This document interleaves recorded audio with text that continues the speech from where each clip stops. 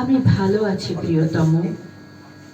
গালিচার মতো সবুজ ঘাস জানি আমি কেন ভালো আছি। আমার পায়ের নুপুর ভেজানো পতেঙ্গার চঞ্চল ঢেউরা জানি আমি কেমন করে ভালো থাকি। আহ্লাদিত আছড়ে পড়া খড় বিচালির সনসন আমার গোপন প্রেমের কাব্য পড়ে জেনেছে কেন এত ভালো থাকতে পারি আমি।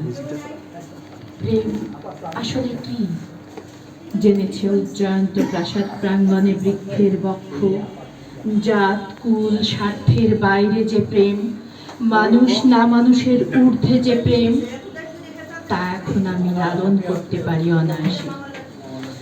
আকাশ তাক করে শূন্যে চুমু ছুঁড়ে দিয়ে আমি ভীষণ রকম প্রেম আঁকতে পারি। বদলে যাওয়া আকাশের রঙে, ভাষাহীন বিমুগ্ধ ভালোবাসার প্রত্যাবর্তনে আমি ভালো থাকি।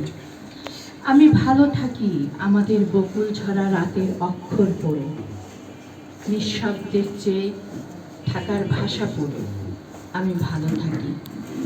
শতজনেও নির্জনতার সুর, নিঃশব্দে পতিত নিঃশ্বাসের ভাষা আমাকে শিখিয়েছে কেমন করে ভালো থাকতে হয়।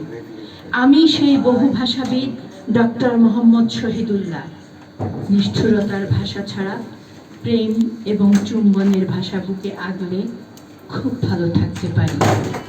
আমি ভালো আছি প্রিয়তম, খুব ভালো আছি। ধন্যবাদ।